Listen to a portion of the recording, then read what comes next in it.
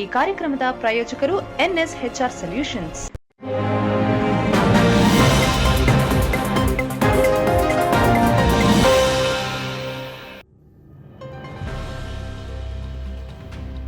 ಕರ್ನಾಟಕ ರಾಜ್ಯ ನಾಯಕರ ಹಿತರಕ್ಷಣಾ ವೇದಿಕೆ ವತಿಯಿಂದ ಪತ್ರಿಕಾಗೋಷ್ಠಿಯನ್ನು ನಡೆಸಲಾಯಿತು.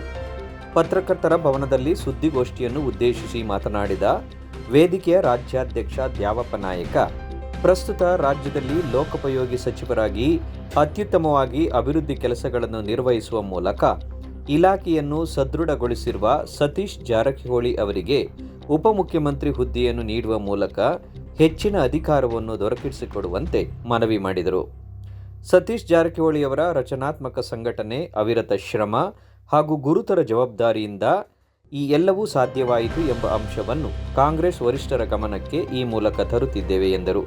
ಪತ್ರಿಕಾಗೋಷ್ಠಿಯಲ್ಲಿ ಮಂಜುನಾಥ್, ಶ್ರೀನಿವಾಸ ಕಲ್ಲಹಳ್ಳಿ, ತಿದ್ದೂರು ಮಹಾದೇವ್, ಮಯೂರ ಕಲ್ಕುಣಿಕೆ, ಸ್ವಾಮಿ, ಕಾಂಕ್ರೀಟ್ ರಾಜು ಹಾಜರಿದ್ದರು.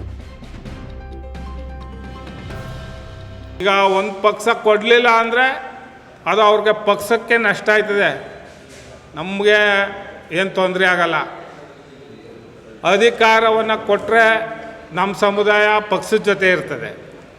ಉದಾಹರಣೆಗೆ ಮಾಡಿದ್ರು, ಅಧಿಕಾರಕ್ಕೆ ಬಂದರು, ಅಧಿಕಾರಕ್ಕೆ ಬಂದಾದಮೇಲೆ ಉಪಮುಖ್ಯಮಂತ್ರಿನೂ ಮಾಡಲಿಲ್ಲ, ಅವ್ರಿಗೆ ಸರಿಯಾದ ಸಚಿವ ಸ್ಥಾನವನ್ನೇ ಕೊಡಲಿಲ್ಲ.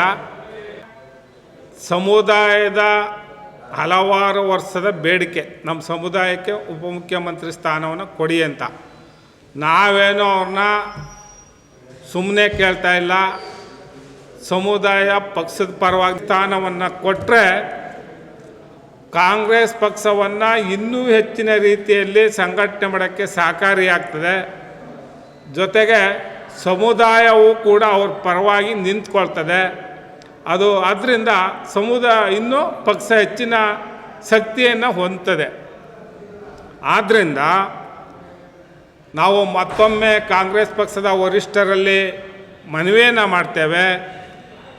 ಏನು ನಾಯಕ ಸಮುದಾಯದ ಪ್ರಶ್ನಾತೀತ ನಾಯಕರಾದಂಥ ಸತೀಶ್ ಜಾರಕಿಹೊಳಿ ಅವ್ರಿಗೆ ಯಾವುದೇ ಕಾರಣಕ್ಕೂ ಅನ್ಯಾಯ ಮಾಡದೆ ಅವರ ಶ್ರಮಕ್ಕೆ ಪ್ರತಿಫಲವಾಗಿ ಉಪಮುಖ್ಯಮಂತ್ರಿ ಸ್ಥಾನವನ್ನು ನೀಡಲೇಬೇಕು ಅಂತ ಈ ಮೂಲಕ ನಾವು ಒತ್ತಾಯವನ್ನು ಪಡಿಸ್ತೇವೆ. ರಾಜಕೀಯ ವಿದ್ಯಮಾನಗಳಿಂದ ಬಿ ನಾಗೇಂದ್ರ ಅವರು ಸಚಿವ ಸ್ಥಾನಕ್ಕೆ ರಾಜೀನಾಮೆಯನ್ನು ಕೊಟ್ಟವ್ರೆ. ಆ ನಾಗೇಂದ್ರ ಅವರಿಂದ ತೆರವಾಗಿರುವಂಥ ಸಚಿವ ಸ್ಥಾನವನ್ನು ನಮ್ಮ ಸಮುದಾಯದ ಶಾಸಕರೇ ಅವ್ರಿಗೆ ಕೊಡಬೇಕು.